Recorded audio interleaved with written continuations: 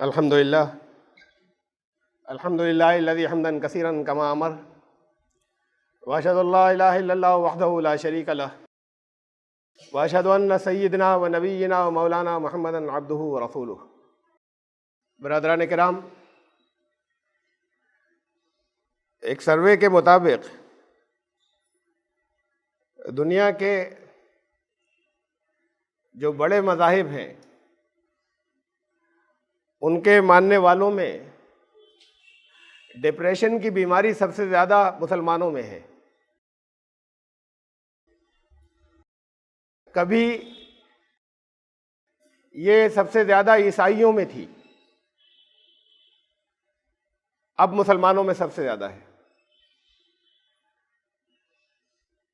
عیسائیوں میں ڈپریشن تھا، یعنی مذہبی اعتبار سے، جب مذہبی لوگوں کو گنا جا رہا ہے تو اس کی بنیادیں بھی کچھ مذہبی ہوں گی کہ وہاں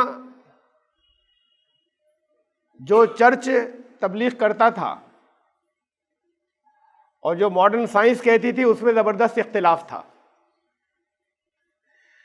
زندگی کے کامیابی کے جو تقاضے تھے اس میں مذہب روڑا بن کر سامنے آتا تھا، تو اس کی وجہ سے پھر ڈپریشن تھا۔ بہت بڑی تعداد سکون کی تلاش میں نکلتی تھی،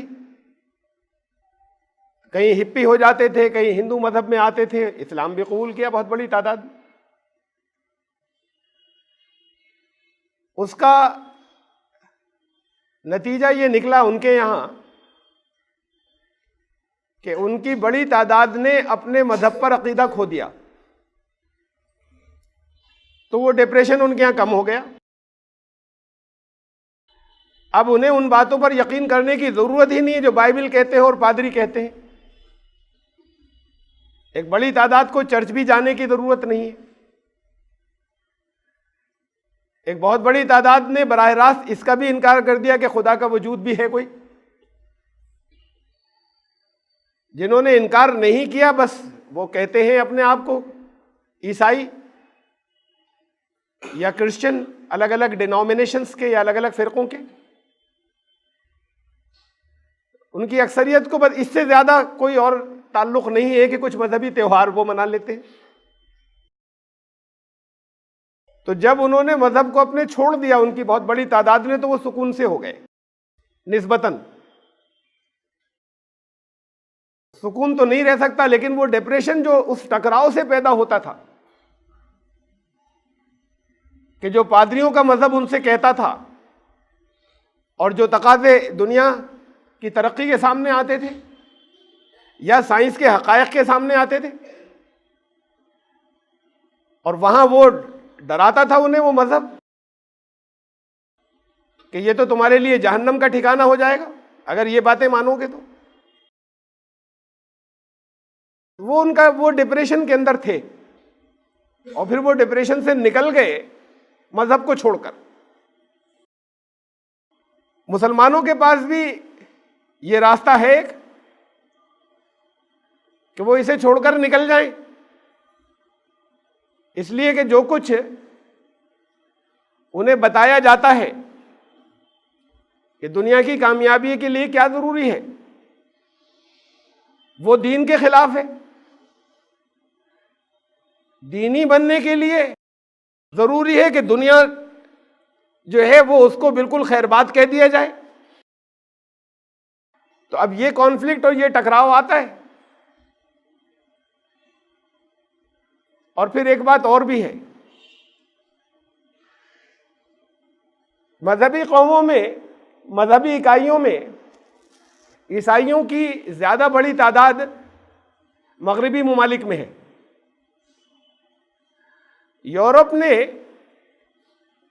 دوسری جنگ عظیم کے بعد یہ طے کیا، ممالک بیٹھے نمائندے، بڑی لمبی جنگیں ہوئی تھی، فرسٹ ورلڈ وار اور سیکنڈ ورلڈ وار جو برسوں چلی تھی اور پوری دنیا میں خوریزی چل رہی تھی۔ سیکنڈ ورلڈ وار کے بعد، دوسری جنگ عظیم کے بعد، ان ملکوں نے آپس میں بیٹھ کے طے کیا کہ اب ہم آپس میں نہیں لڑیں گے، اور تب سے لے کے آج تک بہت اتفاقیہ کچھ جگہ جگہ چھوٹے چھوٹے سے ٹکڑوں کے علاوہ وہ آپس میں نہیں لڑتے، اب بند کر دیا انہوں نے طے کرنے کے بعد آپس میں لڑنا۔ اب جتنی آپس کی لڑائیاں ہیں وہ مسلمان علاقوں میں ہیں،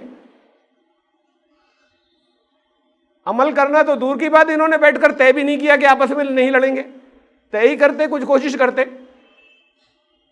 پھر اس پہ چاہے قائم نہ رہ پاتے۔ یہ طے کرنے کے لیے بھی ساتھ میں نہیں بیٹھے، تو اب لڑائیاں ساری کی ساری ادھر منتقل ہو گئیں۔ اور ایک انسٹنکٹ ہوتی ہے نا اندر سے لڑائی، انسان کے اندر ہے لڑائی، اللہ نے رکھی ہے، انسٹنکٹ رکھی ہے، یعنی جبلی طور پر، پیدائشی طور پر اندر لڑنے کا جذبہ رکھا ہے اللہ نے، اس لیے رکھا ہے کہ لڑائی کے موقع بھی آنے تھے، کفر سے لڑنا تھا، جب وہاں نہیں لڑیں گے تو پھر لڑائی کہیں اور ہوگی، لڑنا تو ہے۔ اب انہوں نے طے کیا ہم آپس میں نہیں لڑیں گے، اور اس کی انہوں نے پابندی بھی کی، تو لڑنا تو انہیں بھی ہے، وہ بھی لڑنے ادھر ہی آ گئے، یہ لڑ رہے ہیں آپس میں، کچھ ان کی مدد کر دو، کچھ ان کی مدد کر دو، فائدہ بھی ہے، لڑائی میں بھی حصہ لے لیا، اور آپس میں نہیں لڑتے۔ آج صبح جمعے میں درس قرآن ہوتا ہے ہمارے یہاں، اس میں سورہ مریم کی آیت کا یہ حصہ آیا کہ اللہ نے یہ قرآن بڑا آسان کر کے ہدایت کے لیے تمہارے پاس جو بھیج دیا، اس کا ایک مقصد یہ بھی ہے، اس سے تمہیں یہ کرنا ہے کہ تم اس کے ذریعے، اس قرآن کے ذریعے جو لوگ برے انجام سے بچنا چاہیں ان کو تو بشارت دو، جب بچنا چاہیں گے تو کوششیں بھی کریں گے، تو ان کو تو خوشخبری سناؤ کہ کوششیں کریں گے کامیابی ملے گی۔ وَتُنذِرَ بِهِ قَوْمًا لُدًّا، اور اسی کے ذریعے، اس قرآن کے ذریعے انہیں وارننگ دو، انہیں ڈراؤ، جو جھگڑالو قوم ہے، جو جھگڑالو لوگ ہیں، انہیں ڈراؤ اس قرآن کے ذریعے۔ اب آج سب سے زیادہ جھگڑالو کون ہے؟ اور پھر اس قرآن کے ذریعے، وہ تو مانتے نہیں، جو نہیں ماننے والے ہیں، پہلے جھگڑا کرنے والے قرآن کے نام پر غیر مسلم ہوا کرتے تھے، اب غیر مسلم قرآن کے نام پر جھگڑا نہیں کرتے، قرآن کے نام پہ جھگڑا تو مسلمان کرتے ہیں۔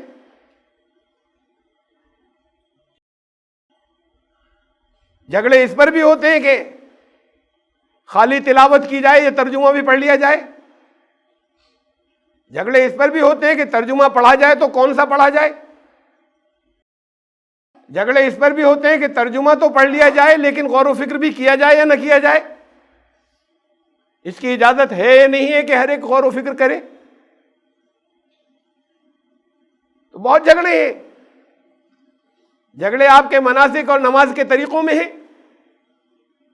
اور اس درجے کے ہیں کہ اگر معمولی کسی جگہ ذرا سا اختلاف ہوا تو کہتے ہیں یہ دین سے خارج۔ اور جھگڑے دنیا کے معاملات میں بھی ہیں، گزشتہ جمعے کے خطبے میں میں نے تفصیل رکھی تھی اس کی کہ غیر مسلم اقوام آپس میں اتنا نہیں لڑتی، یہ تو ایک بات ہوئی، غیر مسلم مسلمانوں کا خون اتنا نہیں بہاتے، پچھلے 5-4 سال میں مسلمانوں کی خوریزی غیر مسلموں کے ہاتھوں جتنی ہوئی ہے اس سے 50 گنا زیادہ مسلمانوں کے ہاتھوں مسلمانوں کی خوریزی ہوئی ہے، تو پھر جھگڑالو کون؟ تو قرآن نے کہا کہ جو جھگڑالو قوم ہے انہیں اس قرآن کے ذریعے ڈراؤ، ڈرائیں تو انہیں جو ڈرنے والے ہوں۔ بہرحال یہ تو ایک سروے تھا جو میں نے آپ کو بتایا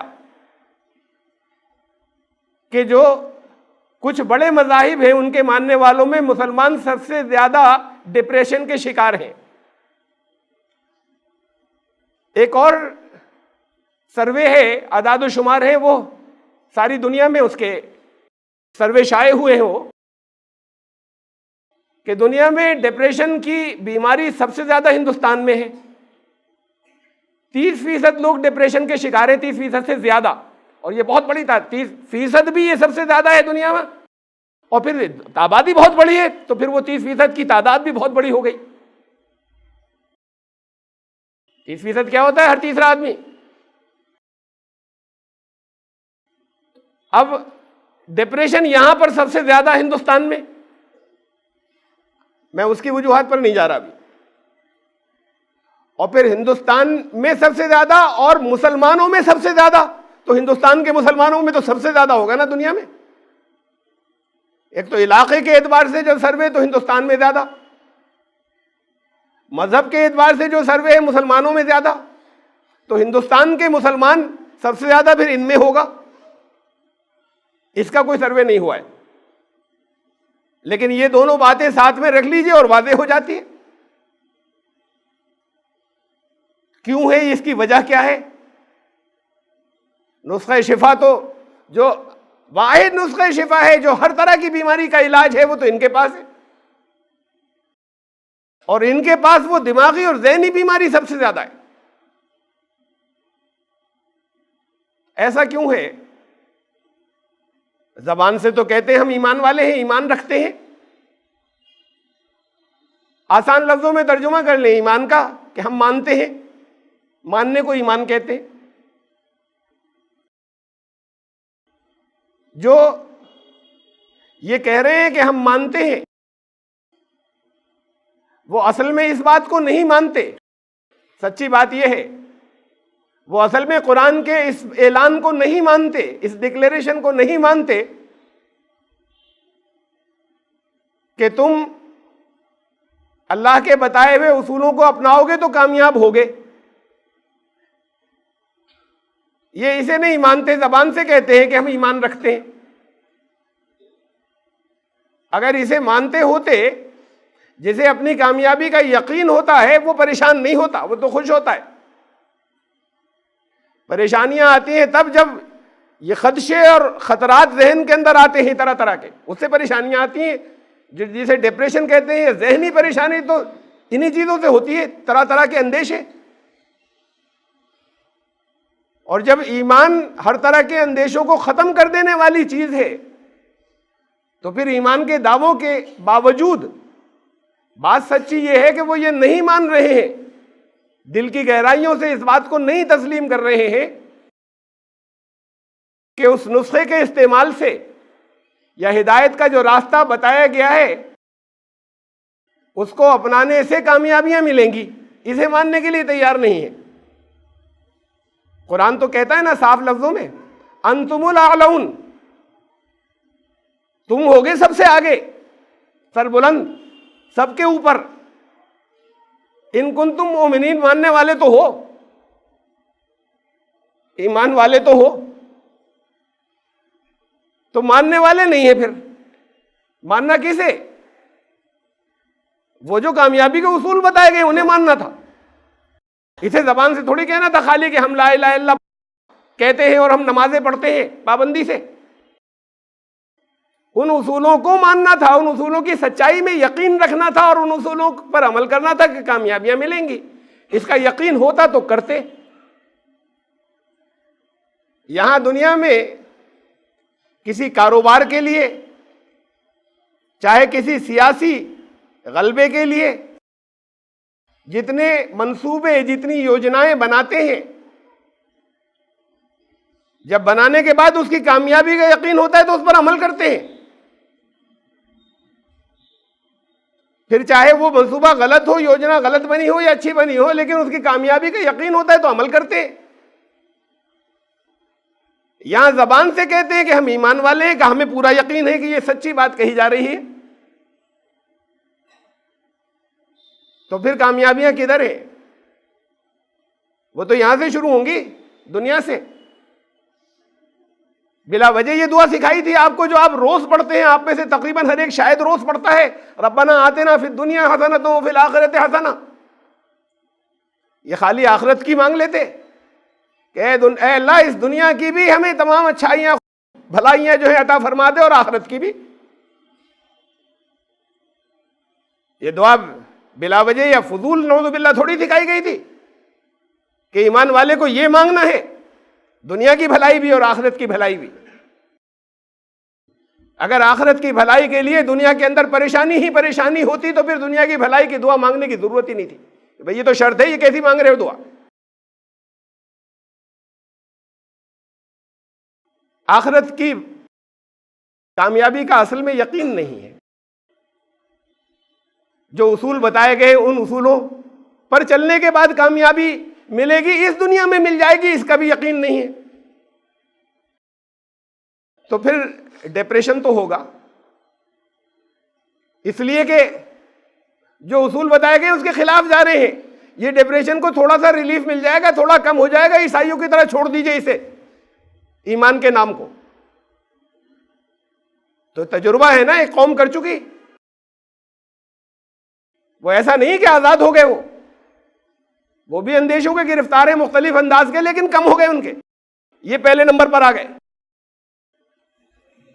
تو پھر ان کا نسخہ اپنا لیجئے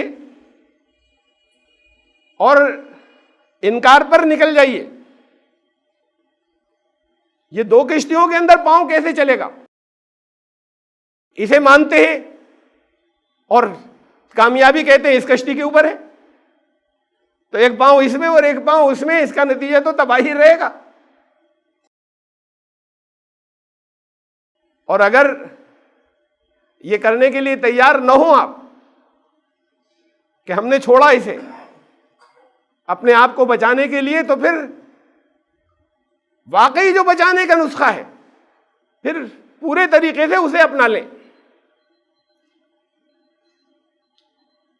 اصل چیز ہے یقین۔ یہ عمل تو بات کو شروع ہوتا ہے، عمل ہو ہی نہیں سکتا لگاتار اگر یقین نہ ہو۔ 4 دن کریں گے پھر چھوڑ دیں گے، 100% یقین ہوگا ہرگز نہیں چھوڑیں گے، تو عمل تو ہوگا ہی نہیں یقین کے بغیر۔ پہلی چیز یقین کا پیدا کرنا ہے۔ وہ یقین ہی تو تھا جب محمد رسول اللہ صلی اللہ علیہ وسلم نے بالکل شروع کے دور میں، ابتدا میں جب یہ کہا گیا کہ دعوت اپنی عام کر دو، اب اعلان کر دو، خفیہ کا دور نکل گیا،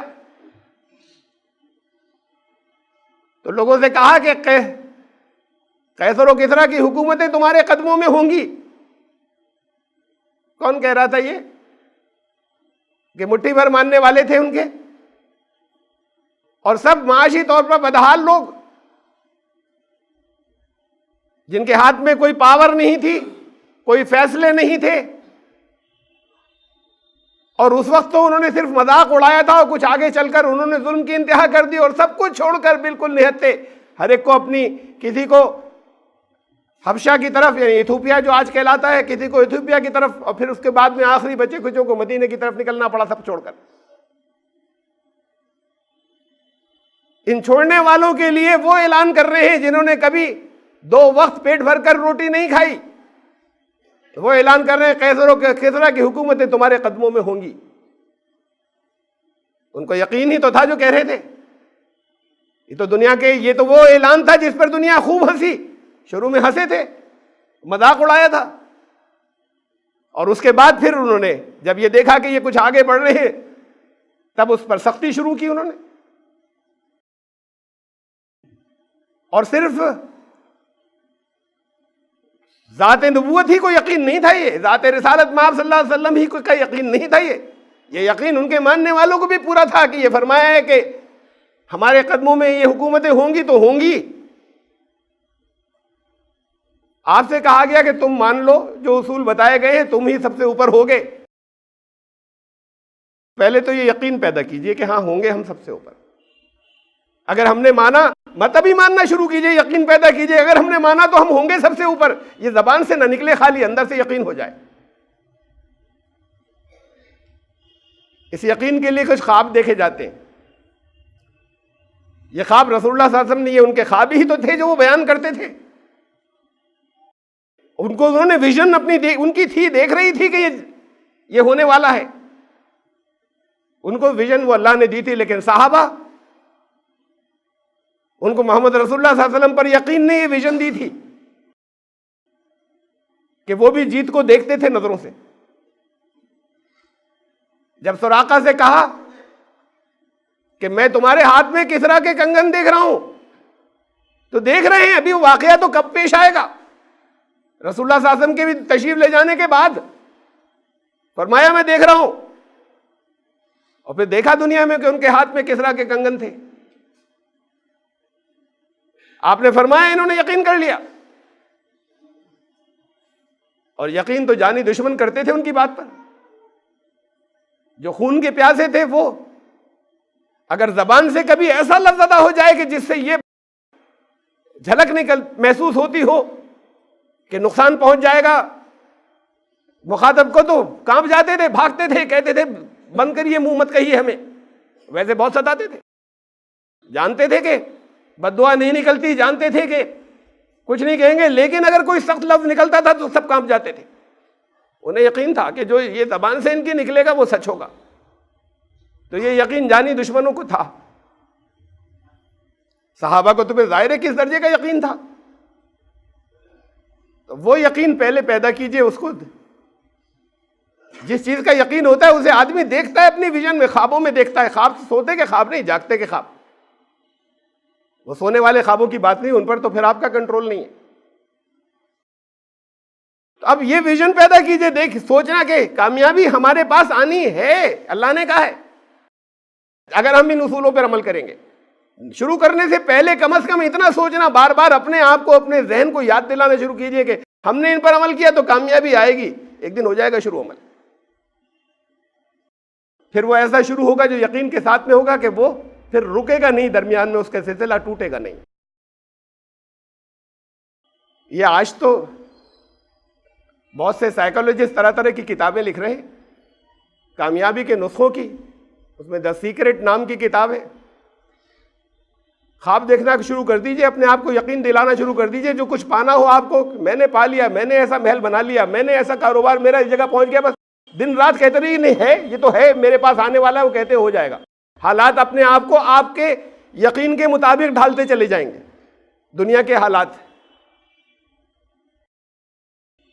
یہ نسخہ تو نبی نے بتایا تھا، یہ نسخہ تو قرآن نے بتایا تھا، ایک کنٹرول کے ساتھ، کہ آپ صرف دنیا کے کامیابیوں کے نقشے مت دیکھیے بنائیے گا، اور صرف اس کی ویژن مت رکھیے گا، اس لیے کہ بہت حقیر کامیابی ہے اس کے مقابلے میں جو اس کے بعد ہے۔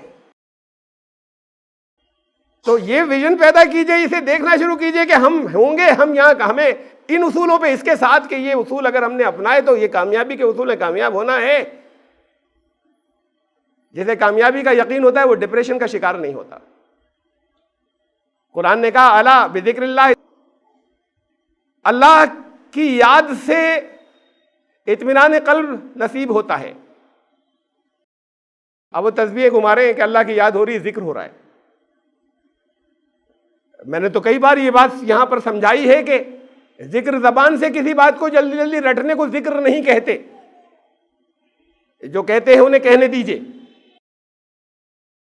یاد تو دل میں آتی ہے نا، ذکر کا مطلب ہے یاد کرنا، یاد دلانا، وہ تو دل کے اندر آتی ہے۔ یاد کریں گے تب، یاد دلائیں گے تب، یہ دونوں ذکر ہیں، تو وہ تو دل میں پیدا ہوتا ہے۔ دل میں اس کی یاد آئی کا مطلب کیا ہوا؟ آپ نے کوئی جسم، کوئی باڈی تو اس کی دیکھی نہیں، نہ کبھی دیکھ سکیں گے، تو پھر یاد کیسے آئی؟ اس کی یاد تو اس کے اصولوں، دیے ہوئے اصولوں اور قوانین کے ذریعے ہی پیدا ہوگی۔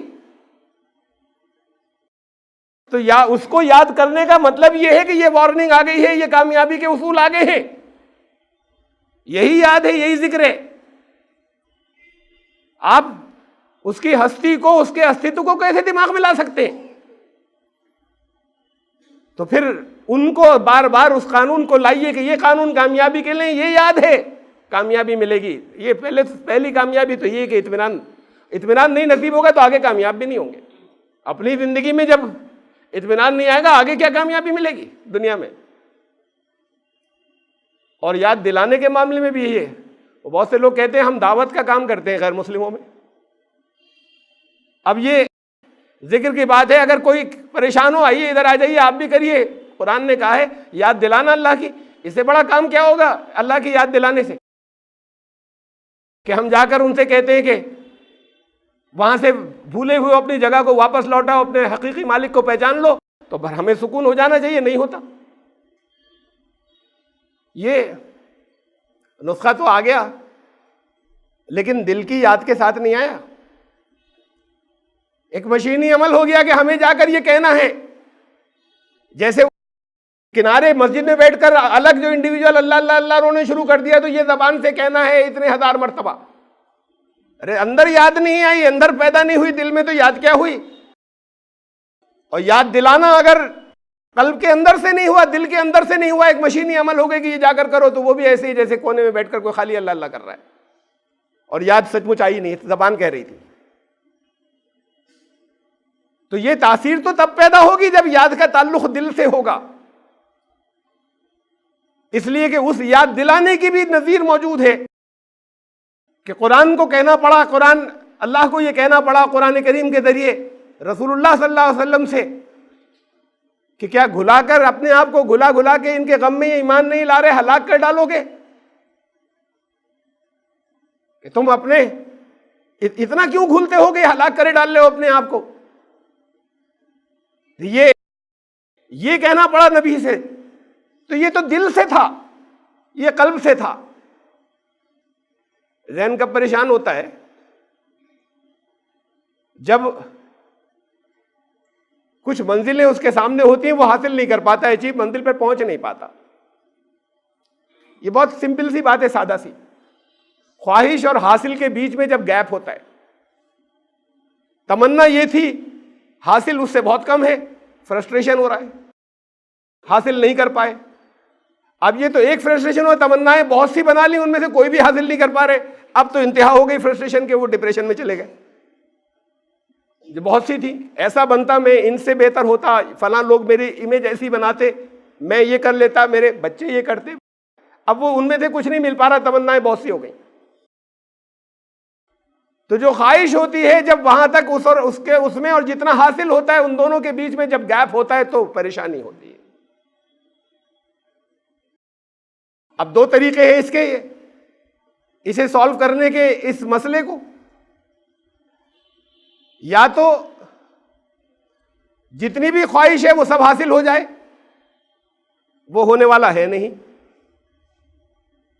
رسول اللہ صلی اللہ علیہ وسلم نے فرمایا کہ اسے تو بہت پہاڑ کے برابر اگر سونا مل جائے تو پھر اتنے کی تمنا اور کرے گا، وہ خواہشات بڑھ جاتی ہیں آگے، وہ رکی نہیں رہتی وہاں۔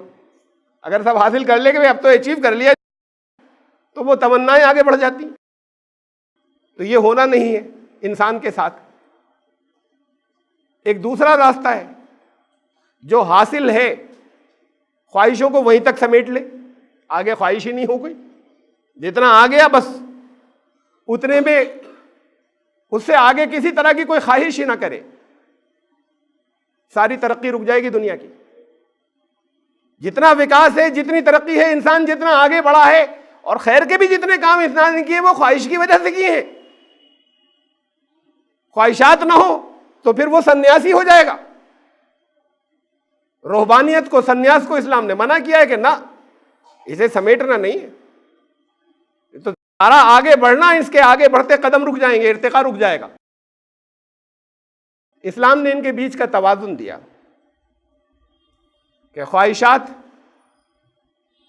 تو بڑھتی رہیں گی، لیکن تمہاری خواہشات اللہ کی مرضی اور رضا کے تابع رہیں، اس سے باہر نہ نکلیں، بڑھیں آگے رکھو، اور پھر اس کے بعد اور اللہ کی مرضی کے تابع ہوں گی تو پھر ان کے اندر کانفلکٹ نہیں ہوگی، ٹکراؤ نہیں ہوگا آپس میں۔ یہ جو بہت سی خواہشات میں پھر ٹکراؤ ہو جاتا ہے کہ یہ بھی حاصل کر لوں، یہ بھی کر لوں، ادھر بڑھتے ہیں تو اس سے دور ہو جاتے ہیں، ادھر بڑھتے ہیں تو اس سے دور ہو جاتے ہیں، ہاتھ کچھ نہیں آتا۔ جو اللہ کی رضا کے تابع ہوں گی اس میں خواہشات میں ٹکراؤ نہیں ہوگا۔ تم اپنی خواہشات کو اللہ کی رضا اور اللہ کی مرضی کی باؤنڈریز کے اندر رکھو، اس کے تابع کر لو، اور اس کے بعد پھر رکھو خواہش، اس کی تمنا رکھو، پھر اس کے لیے ایفرٹ کرو، پھر یقین رکھو کہ اس کے تابع ہیں، کامیابی ملے گی، تو اس راستے پر آگے بڑھتے چلے جائیں گے۔ تو یہ بہت ضروری ہے کہ اس اپنے آپ کو یقین دلانا شروع کیجئے، تو 1 منٹ میں ختم ہوتا ہے سب۔ سوچنے کے جب انداز بدلتا ہے انسان، کچھ لمحے لگتے بدلنے میں، مہینوں، اور اس علاج کے اندر برسوں نہیں لگتے۔ یہ یقین پیدا ہو جائے، یہ طے کر لیں اس کو، دیکھیے اپنی نظروں سے کامیابیوں کو کہ یہ ہونے والا ہے، ہم آگے بڑھنے والے ہیں، دین آگے بڑھ، ہم خالی یہ تمنا خالی دنیا میں نہ رہے، دنیا کی بھلائی تو چاہیے، لیکن دنیا کی بھلائی ہماری ایسی تمنا نہ بن جائے جو جس کی وجہ سے آخرت کا نقصان ہو جائے، پھر اس راستے میں مشکلات آئیں گی، جب اپنے خواہش کی طرف بڑھیں گے تو مشکلات آئیں گی۔ یقین دلائیے اپنے آپ کو، اسے بھی ویژوائز کیے، دیکھیے کہ نہیں، مجھے کامیاب ہونا، یہ اصول بتایا ہے اللہ نے کہ مجھے ملنا ہے، حاصل ہوگا یہ مجھے، کوئی طاقت روک نہیں سکتی، تو پھر اس راستے میں جتنی مشکلات آئیں گی آپ کو محسوس ہی نہیں ہوں، مشکلات تو آئیں گی، اور پہلی مشکل پر آدمی بھاگ جائے گا اگر اس کا یقین نہیں ہوگا، کہ کامیابی کا یقین نہیں ہوگا۔ یہ کامیابی کا یہ نسخے کے اندر پہلے نمبر پر یہ یقین آتا ہے، وہ یقین آپ کو اپنے آپ کو دلانا ہے، وہ یقین نہیں ہے، وہ اپنے آپ کو دلانا ہے، اسے روزانہ دن میں بار بار اپنے آپ کو خود بتائیے، سجیسٹ کیجئے، اسے دیکھیے، نظروں سے دیکھیے کہ ہم پہنچنے والے ہیں فلاں مقام پر، اس حصے کو پار کر کے نکلنے والے ہیں، یہ کامیابی ہمارے ہاتھوں، یہ تمام دنیا کے اندر ایسے سربلندی اہل ایمان کی، لیکن اس تمناؤں کے اندر وہ چیزیں، یہ حد، ان حدوں کا خیال رکھیے گا، کہ ان حدود کا ضرور خیال رکھیے گا کہ وہ اللہ کی رضا سے باہر نہیں نکلے، اور پھر آپ اگر اسی تک رہ گئے، آپ کے خواب اگر یہیں تک رہ گئے، یہاں کی کامیابیوں تک، تو پھر اس کا کیا ہوگا جو اصل کامیابی؟ یہ ساتھ میں لازمی ہو کہ یہاں کامیاب ہونے کے بعد گزریں گے، وہاں پہنچیں گے جہاں ہمیشہ ہی کامیابی ہے۔ تو پریشانی یہ آپ کے ساتھ مسائل آخری سانس تک رہنے ہیں، وہ شخص جو مینٹلی بہت پریشان ہے اس کے ساتھ بھی ہیں، اور جو بالکل پریشان نہیں نظر آتا اس کے ساتھ بھی بہت مسائل ہیں، صرف یہ کہ اس سے وہ پریشان نہیں ان مسائل سے، فرق صرف اتنا ہے، اس میں کوئی فرق نہیں ہے کہ اس کے ساتھ مسائل یا پریشانیاں زیادہ ہیں، جو کہہ رہا ہے کہ مجھے ڈپریشن ہو گیا، اس سے کہیں زیادہ بہت سے اور دوسرے لوگوں کے ساتھ ہیں، انہوں نے اسے اپنے اوپر نہیں تارے ہونے دیا، اس لیے کہ انہیں اس کے مقابلے میں زیادہ یقین ہے جو کچھ کر رہے ہیں اس کے نتیجے میں کامیابیاں ملنے کا، لیکن اس کو آپ سارا اللہ کے دیے ہوئے اور قرآن کے دیے ہوئے اصولوں کے تابع کر لیجئے، ان اصولوں سے کہ یہ اصول لے جائیں گے ہمیں آگے، یہی اسی دنیا میں لے جائیں گے، تو پھر دنیا کی حکومتیں سر جھکائیں گی، آپ کے مخالفین ناکام ہوں گے، مخالفین تب ناکام ہوں گے جب آپ نے اللہ کا دامن تھاما ہوا ہے، مخالفین کو تو ناکام ہونا ہے، شیطانی راستے پر ہے تو مخالفین کے حملے تو صف باغ دکھاتے ہیں، پھر گھیر گھیر کے حملہ کریں گے، ذرا سا آگے بڑھا دیں گے اور اس کے بعد پھر اٹیک ہوں گے بہت۔ یہ بہت آسان سی بات ہے، یہ ہندوستان کے اندر 1/3 ساری پبلک کو ملا کر، اور پھر مسلمانوں میں اور زیادہ، تو اب یہ تو 1/3 سے بھی کم رہ گئے، کہ 1/3 اوسط اتنا ہو گیا کہ یہ 1/3 سے بھی بڑھ گیا، ہر 1/3 کا مطلب تقریباً ہر 3 پر 1، تو یہ تو شاید ہر 2 پر 1 ہوں گے، تو پھر یہ ایمان کی کمی کی بات ہے، اور ایمان کا مطلب اس یقین کی کمی کی بات ہے کہ کامیابی تو ہمیں ہی ملنی ہے، ان اصولوں کے تحت ملے گی، اسے بار بار اپنی زندگی میں روزانہ ریمائنڈ کرانا شروع کیجئے، کامیاب ہونا شروع ہو جائیں گے، کامیابی اسٹارٹ ہو جائے گی، یہ ختم، اس لیے کہ یہ ہے یاد، یہی ذکر ہے، ذکر دل سے ہوتا ہے، یاد دل سے ہوتی ہے، کچھ زبان سے رٹنے سے نہیں ہوتی، اس ذکر کو شروع کر دیجئے، یاد کرنا، یاد دلانا، یہ دونوں چیزیں، یہ نسخہ دیا ہوا اللہ کا ہے، یہ کیسے ہو سکتا ہے کہ آپ کہیں کہ نہیں ہم تو کر بھی رہے ہیں پھر بھی کچھ نہیں ہو رہا، تو اس کا مطلب آپ نہیں کر رہے، آپ سمجھ رہے ہیں کہ آپ کر رہے ہیں لیکن نہیں کر رہے ذکر، دیکھیے کمی کس جگہ ہے، اس کمی کو تلاش کیجئے اور شروع کر دیجئے۔ مسلمان تو وہ ہیں جنہیں فکروں کا علاج کرنا تھا دنیا کی، پھر جو آپ کی منزل ہو، جس منزل کے بارے میں سوچتے ہو، جس منزل کو دیکھتے ہو، دیکھنا شروع کیجئے، اسے دیکھتے ہو اپنے آپ کو یقین کہ یہ ان اصولوں پہ چلوں گا، یہ مجھے حاصل ہوگی، پھر آپ چلنا شروع کر دیں گے، تو ایک بات اور ہے، ڈسٹریکشن نہیں ہو، پھر جب ذہن یکسو ہوتا ہے کسی کام کی طرف، اس میں جتنی پریشانیاں مسائل آتی ہیں ان سب کو سرماؤنٹ کرتا ہوا، ان سب کو حل کرتا ہوا، ان سب کو پھلانگتا ہوا انسان نکل جاتا ہے، اسے نہیں محسوس ہوتا، دوسرے سمجھیں گے بڑی پریشانی میں، اسے پریشانی محسوس نہیں ہوتی، اس کے سامنے ایک منزل ہے، رسول اللہ صلی اللہ علیہ وسلم کے پاس آئے میدان جنگ میں، ایک صحابی، اسے میدان جنگ تھا، فوراً جیسی اعلان ہوا ویسے ہی اٹھائے، اپنی اہلیہ کے پاس سے آئے تھے، اعلان ہوا فوراً بھاگے، دریافت فرمایا کہ یا رسول اللہ پہلے غسل کروں یا پہلے میدان جنگ میں جاؤں؟ تو فرمایا کہ اللہ کے راستے میں نکلو، اور پھر واپس نہیں لوٹے وہ۔ کہا ابھی ایک وقت کی نماز نہیں پڑھی تھی، ایک صحابی وہ ہیں جنہوں نے ایک وقت کی نماز ابھی نہیں پڑھی تھی، ابھی نئے داخل ہوئے تھے ایمان میں، بنا ایک وقت کی نماز پڑھے ہوئے نکل گئے کہ منزل وہ ہے کہ جہاں پر انہوں نے کہا اس سے بھاگ نہیں رہ گئی ہے۔ اب اندیشے کیا ہیں؟ یہاں گردن، یہاں اتنے زخم آئیں گے، یہاں ایسا زخم آئے گا، ہاتھ کٹ جائے گا، زندگی بھر کو اپائج جائیں گے، یہ اندیشے سامنے آتے نہیں جہاں انہیں اس بات کا یقین ہے کہ اگر سر کٹا تو کامیابی ہے، تو پھر وہ سر کٹانے کے لیے گھس گئے تھے۔ وہ تو کامیابی ان کو یہی معلوم تھی کہ کامیابی ہے، اس کا یقین تھا، وہ یقین نہیں ہوتا، زبان سے کہتے رہتے کہ ہاں یہ شہادت اور یہ کامیابی ہے، تو پھر اس کے بعد مارے تو چاہے جاتے، لیکن پھر وہ آخرت کی کامیابی ہاتھ نہیں آتی۔ تو یہ تمنائیں جو ہے وہ راستے کی کسی مشکل کو، پھر کوئی ایک بھی مشکل ایسی نہیں ہوتی، خواہشات، اور ان خواہشات کو حاصل کرنے کے لیے آپ کو تو نسخے دے دیے گئے ہیں، آپ کو یہ یقین پیدا کرنا کہ ان نسخوں سے یہ خواہشات پوری ہوں گی، وہ خواہشات اللہ کی رضا کے تابع رہیں، اور خواہشات آپ کی یہاں سے بڑھ کر آخرت تک پہنچے، جو ہمیشہ کی زندگی ہے، جس کے مقابلے میں کچھ بھی نہیں ہے، انشاءاللہ ہوگی کامیابی۔ تو مشعل راہ بننا تھا، دنیا کی فکروں کو دور کرنا تھا، خود فکروں میں بیٹھے، تو یا تو چھوڑ دیجئے اسے، اور یا پھر کامیابی حاصل کر لیجئے۔ یہ سسکنے سے کیا فائدہ؟ کہ صاحب ہم تو یہ بہت نسخے ہیں، یہ ہے، نبی نے بھی بتائے، قرآن نے بھی بتایا، ہاں ہے تو، لیکن بس ہو نہیں رہا، ہمارے ساتھ نہیں ہو رہا۔ وہ نسخہ تو ہر ایک پر کامیاب ہوتا ہے، استعمال کرنا ہوتا ہے نا، نسخے کو پڑھنا تھوڑی ہوتا ہے، نسخے کا استعمال ہوتا ہے۔ اور جب تک نسخہ خالی پڑھتے رہیں گے، اچھا پڑھتے کے بیچ میں بھی کم سے کم اپنے آپ کو یقین تو پیدا کیجئے کہ ہاں اس نسخے کو استعمال کرنے سے ہوگی، تو ایک دن شروع کر دیں گے استعمال۔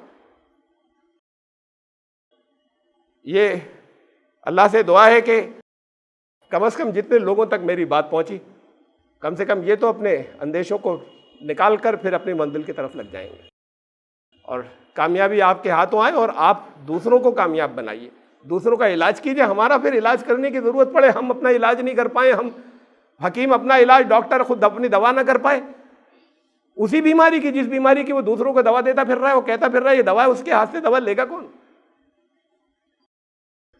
تو پھر نہ آخرت ہاتھ آئے گی، نہ دنیا ہاتھ آئے گی۔ اللہ تعالیٰ آپ کو دنیا اور آخرت دونوں کی کامیابی عطا فرمائے۔ بارک اللہ لنا فی القرآن العظیم، انہ تعالیٰ جواد کریم مجید۔